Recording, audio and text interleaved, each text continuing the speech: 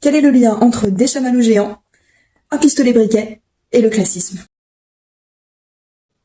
The Menu est une comédie noire du réalisateur Mark Mylod où on peut retrouver Ralph Fiennes, Anya Taylor-Joy et Nicholas Hoult, qui s'éclatent tous les trois dans leur rôle. Julian Sowick est un chef très réputé qui propose une expérience culinaire hors du commun à ceux qui pourront payer le prix. Mais quel va être le prix? The Menu emprunte une forme narrative assez classique et efficace, celle du conte. Donc d'abord une exposition de la situation, donc des personnes vraiment très riches et assez ridicules vont sur une île pour vivre une expérience culinaire hors du commun. On expose aussi du coup le personnage principal, à savoir Anya Taylor-Joy, dite Margot dans le film, qui est une personne beaucoup plus normale, qui semble être d'une classe sociale un petit peu inférieure, et qui est surtout beaucoup plus, pour lequel on a beaucoup plus d'empathie, et qui va être un petit peu le personnage d'accroche dans ce film pour les spectateurs, et qui va juger la situation. Alors, en plus, c'est un personnage qui va forcément se distinguer des autres dès le début pour bien montrer qu'elle ne fait pas partie de cette horde de gens ridicules. Donc dès le début, tous les personnages donc très riches sont appelés Madame Truc, Monsieur Machin, et elle va demander à ce qu'on appelle d'abord juste Margot. Donc elle est déjà directement différenciée du reste des personnages. Alors nous avons ensuite évidemment le fameux menu. Donc on verra, le menu sera ensuite divisé en chapitres qui seront en réalité chacun des plats proposés par ce chef. Donc c'est une forme narrative qu'on retrouve, comme je vous dis, dans les contes. On pense bien entendu à Boucle d'or avec donc le bébé ours, la maman ours, le papa ours, au petit cochon avec la première maison, la deuxième maison, la troisième maison. Donc avec à chaque fois l'enjeu qui grandit et qui devient de plus en plus effrayant pour la personne qui lit ou qui regarde. Donc dans ce cas-là, ça va être la même chose pour les plats. Donc chaque plat va montrer exponentiellement la bêtise et surtout la couardise des invités et va surtout être un doigt d'honneur de moins en moins caché aux classes supérieures. Très clairement.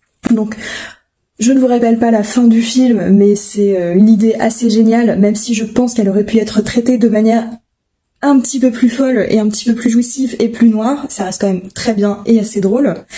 Et bien sûr, il y a une morale assez claire, mais je pense que même sans avoir vu le film, vous aurez compris quelle est la morale du film. The Menu est un petit peu le pendant soft de Sans filtre, donc la Palme d'Or de Robin Östlund de cette année. J'aime beaucoup les deux films, mais j'ai une petite préférence pour Sans filtre que je trouve un petit peu plus punk et nihiliste parce qu'il se permet de ne pas avoir de personnages comme Anya Taylor-Joy, donc cette Margot qui permet un petit peu finalement de rassurer les spectateurs et de s'identifier. Dans Sans filtre, c'est pas le cas, on est dans tous les personnages sont assez antipathiques, mais c'est ce qui en fait sa force, très clairement. Bon, je suis pas là pour parler de Sans filtre, mais si vous pouvez regardez-le, il est quand même très bien, et je trouve ça assez fort qu'on ait comme ça deux films qui se répondent sur des thématiques vraiment très proches et qui ont une morale assez proche également, qui sortent à très peu de temps l'un de l'autre.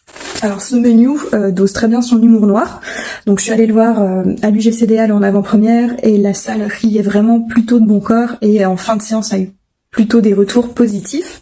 Alors pour ma part, j'aime assez l'humour noir, je trouve celui-ci assez bien dosé, si je puis le dire, même s'il manquait un petit peu de piquant. Pour moi, je préfère quand c'est un petit peu plus abouti, un petit peu plus noir, finalement.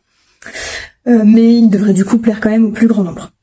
Alors j'ai trouvé, petit détail qui n'en est pas forcément un, la chère Anya Taylor-Joy, donc la chère Margot, a une profession, donc je ne vous la révélerai pas ici parce que je trouve que ça joue beaucoup dans la compréhension du film et de le découvrir à mi-chemin, mais c'est une profession qui est normalement assez mal représentée au cinéma, avec beaucoup de misérabilisme ou de vulgarité,